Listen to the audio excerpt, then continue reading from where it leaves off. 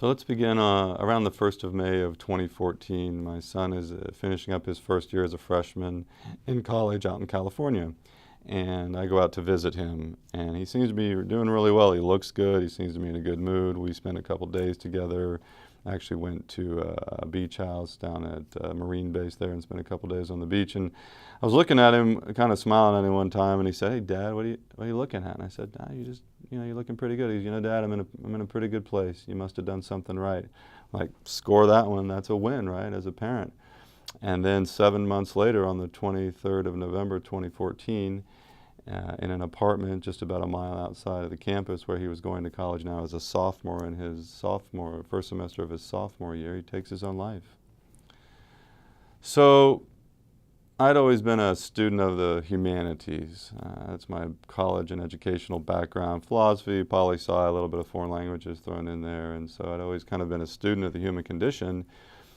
But when this event happened on the 23rd of November 2014, I said to myself, I need to understand why. I need to understand how it is that this young man who had everything going for him, a full-ride scholarship to a top university in America, got to the point where he ended up taking his own life when apparently just less than a half a year prior to that, or about a half year prior to that, he looked at me right in the eye and said, "Hey, Dad, I'm in a really good place."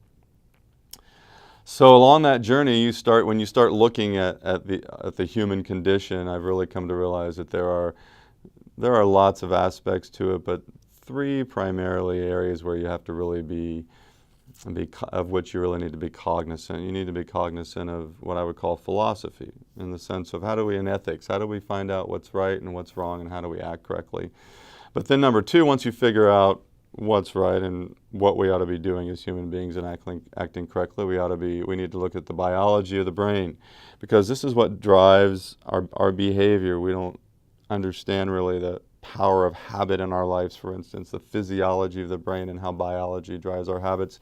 And then also looking at psychology and trying to understand, for instance, if you look at the Stanford prison experiment with Dr. Zimbardo, where a number of young normal college men that were screened for mental illnesses were put in the basement of Stanford prison back in the early 70s, and then were put through a simulated prison. You find out that normal, average, everyday people can end up doing very bad things based on the context that they find themselves in.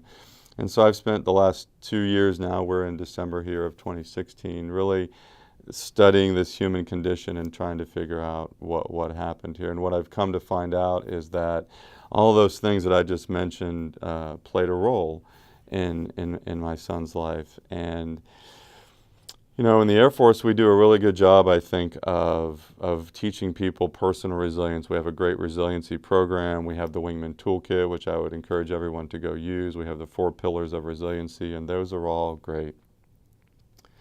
But most of us know about a gentleman named Admiral James Stockdale, and he was the senior POW in the Vietnamese prisoner of war camps and spent 2,763 days in that prisoner of war camp, and eventually got out, went on to be an admiral. He was a lieutenant colonel at the time, went on to be an admiral, earned the Medal of Honor, professor at Stanford, then was a vice presidential candidate eventually. But what most people don't know about Admiral Stockdale, who then Lieutenant Colonel Stockdale at the time when he was in the POW camp, was that he tried to take his own life. And you think to yourself, that guy with a Medal of Honor on his chest, and the point though is that we can all get to the end of what I call our personal resilience rope. We can all get to the end of it, and we have to have, and this is maybe where we can do a better job in the Air Force, is building what I call social resilience. Making sure that we personally have built social resilience, healthy social resilience around us to get us through what I call crucible moments. A crucible is a container where we put things and we heat them up, and we either refine something in the crucible, or it burns up and comes out, and burns up and goes away. Or, if you can get in the crucible when the heat gets up and have the impurities burned off and come out better than we went in, then we're better people after that. But to get through that crucible, we need this social resilience built up around us as individuals, and we have to take responsibility of doing that. And then we also have to, as leaders especially, make sure that we're creating environments where we helping people build these healthy social environments. So when our squadron members or squadron mates go through these difficult times, immediately there's this social resilience around them that even though they're personally resilient, the point is going to come where they're going to get to the end of that, and that we're going to need to roll in around them with this social resilience. And what happened in Admiral Stockdale's case is that he'll tell you, you can read The World of Epictetus, his article, a PDF file on the internet, and he'll tell you that, see, the North Vietnamese understood the power of this social resilience. And what they did was they said, you know what, these guys are doing a great job resisting us, the TAP code and everything. We've all kind of read the story. If we haven't, we should. And they said, we're going to take the top 10 POWs out of the prisoner of war camp and put them in solitary confinement. And so after 3 years of being in the camp and another year in solitary confinement, Admiral Stockdale one night says, I'd had enough, I couldn't take anymore. He was at the end of his personal resilience rope. And he then went to a window in his cell, knocked out the glass, slit his wrists, and laid down to die. A guard came by, found him. They called the medics in and wrapped him up and stopped his bleeding. And so the question becomes, though, why did they save his life? And they didn't really care whether James Stockdale lived or died. But what they couldn't have was the senior POW in the camp die. Why? Because of his wife, Admiral Stockdale's wife, and some of the other wives of the prisoners had formed a prisoner support group, and they were on the international news channels and on the international stage demanding that the North Vietnamese provide better treatment for these American POWs, and the North Vietnamese couldn't have the senior POW ending up dead. And so what saved James Stockdale's life was not his own personal resilience. It was actually this social resilience that he had built up in his marriage and those other wives that they had built up before Jim Stockdale got in the crucible, so to speak, before he got into that prisoner of war camp. And so as I go through the psychological autopsy of what happened to my son, I realized that what he had done, he'd made some bad personal decisions where he had not done a good job of picking good people to have social resilience with. He had made some unethical decisions where he elected to get involved in some behavior that was personally destructive to himself, excessive use of alcohol, illegal drugs, and even taking some psychotropic drugs, which he was not doing a good job of having those monitored by a psychiatrist, and was really ended up selling them, as a matter of fact, to make money. And so you ask yourself, how does a young man who gets into a top-notch school, I won't mention the school's name, but I have the utmost respect for them, but top-notch school in America, top 50, full-ride scholarship, you read through his grades, you read through his teacher recommendations, everybody loves him, great grades, gets out there, joins a traveling choir, gets into a good fraternity. How does he end up to the point where he takes his own life? And it really comes down to those three things that I talked about. Number one, he knew right from wrong. He had been brought up in a small private school where they taught him right from wrong. And if you can read some of his early essays that he wrote in college, you can see that he knew right from wrong. But the second thing is the psychology of understanding that context often drives our behavior as human beings. And so we think that we can resist temptation. We can resist, well, I'll cross the line of unethical behavior. I'll hang out with these people that are doing these bad things, but I'll never get involved in that. That's a very dangerous and slippery rope to go down. In-group psychology, as well as what we call in-group decision-making, will tell us that good people can be driven to do bad things if we put ourselves in the context of being with unhealthy people, unethical people, or as we in leaders create environments where unhealthy things happen. For instance, there's a great TED talk by Dr. Zimbardo called The Psychology of Evil, and you might want to go out and check that out, where he talks about what happened in the basement there, that building in Stanford. The Stanford prison experiment is very similar to what happened at Abu Ghraib.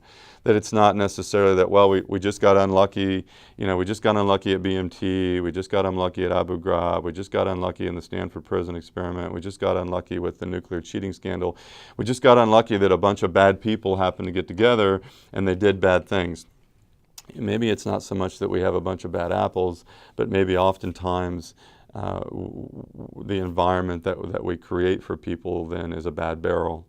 And Solzhenitsyn has a great quote. Alexander Solzhenitsyn, he's a famous Russian author. I'm paraphrasing him, but he says basically the line of good and evil is cut straight through every person's heart. And there's always that possibility for good in there, and there's always that possibility for evil in there. And understanding that the former director of the Profession of Arms Center of Excellence, where I work, used to say something very profound. He'd say, show me the people you're hanging out with and show me the books that you're reading, and I'll show you who you're going to be in 5 years. And I would add to that, show me the substances that you're putting in your body. These are going to be these are the contexts that we create around ourselves. Show me the people you're hanging out with. Show me the information that you're putting in your brain, and show me the substances that are putting in your body. All these things are going to create physiology and psychological habits in our brain. And we can pretty much determine, if we know those things, what our lives are going to look like in 5 years. I went to a leadership course once that basically said, it's not the way we are so much in life, it's the way we wind up being. And what they mean by that is we create neural pathways in our brain. We create a lot of our own habit patterns. Psychological research will tell us that 45% or so, plus or minus a few percent of the decisions we make every day are just neurological habit patterns that are happening, and we're not even conscious of them. And so again, the information, the people we hang around, and the substances we put in our body will very much determine how we turn out being. And so we have to be very careful about that. Personally, with that information that we're putting into our body and the substances that we're putting into our body. And then this idea of social resilience. Do we have good, solid, ethical friends around us? Are we building a context around us that will drive us towards healthy behavior or drive us towards unhealthy behavior? And I think if we look back at a lot of the scandals and things that go on, not necessarily in the Air Force, but all over in major corporations where large groups of people end up doing bad things, are there a few bad apples in that barrel? Yeah. But a lot of those people are just, it's that line that Solzhenitsyn talked about right through the heart, where there's the potential for good and evil there. And the context will either drive us to one side of that line or drive us to the other side of that line. So that's the story that I kind of pretty much have to tell. As far as looking down the road, the resilience now for those of us who are what we call survivors of suicide. The main thing that I would say is, luckily I'd built up personal resilience through the Air Force, kind of practicing these skills, but I had a great social group of resilience around me as well as my family. And so the combination of that personal resilience and social resilience was able to help me get through those difficult times. Another good TED Talk you might check out is called The Lethality of Loneliness by Dr. Cacioppo. He makes an interesting point. He says, and what he's been doing for 25 years is he's been studying this idea of loneliness. And his TED Talk is called The Lethality of Loneliness. And he says, when we're thirsty, we go drink. When we're hungry, we go eat. When we're lonely, that's also a signal from literally from our being, both physiologically and psychologically, and I believe even spiritually, that we need good, healthy social interaction. And it's, if you look in his TED Talk there, it's not genius. You don't have to be a genius to figure this out. It's having a couple of close friends that we can trust and with whom we can be vulnerable. It's sharing good times with people so that we build healthy relationships, which literally gets the good chemicals, what we call oxytocin and serotonin, flowing in the brain. These are healthy chemicals that our brain needs to be psychologically and mentally healthy. And finally, finding some meaning in our life in the sense of, do I have something useful that I'm doing with my life? Do I have a personal project that I'm working on to advance myself personally? Or in lieu of that, am I involved in a charitable organization or something where I just feel like my life has some meaning and some usefulness to it? And so the way we get through these tragedies in life, whether it's a suicide of a family member, or maybe we've experienced a sickness or an illness, or we've come back from deployment, or maybe we've lost limbs or something like that, is this combination of personal resilience and social resilience. And then that social resilience gets done by those three things that I talked about. And the last thing I would say there is also just getting ourselves into a routine so that it's almost like if you're training for a marathon, you can't just go, well, I think I'll run a little bit on Tuesday, and maybe next week I'll take another run on Thursday, and Saturday you got to have a specific plan. That's a goal that you want to achieve, and getting through a tragedy, getting through the crucible is really a goal, and it takes a very specific routine of social resilience, personal resilience, working out, healthy eating, healthy living to get us through that. And it's almost like recovering from a surgery where, you know, the doctor will say, here's your therapy to recover from your knee surgery or your shoulder surgery or your back surgery, whatever it is. These are emotional wounds. These are emotional wounds that need to be healed, and there has to be a process of recovery, a treatment plan, just like there is for physical wounds that we get. So I appreciate the time that we've had today together, and I hope the things that I've had to say will help people going through difficult times and also help them to prepare for difficult times, because they're coming. Forrest Gump's mom was very wise, and she used to say things. She'd say things like this. She'd say, Forrest, man only needs so much money, and after that, the rest is just for showing off. And I said to myself, that's pretty smart, but you know the best thing she ever said? She said, Forrest, life is like a box of chocolates. You never know what you're going to get. And what she's saying is these crucible moments are coming. And when we get in the crucible, when the heat gets turned up, it's too late. We got to be ready, socially, personally, ready to go for the crucible, because they're coming, and they happen just like that.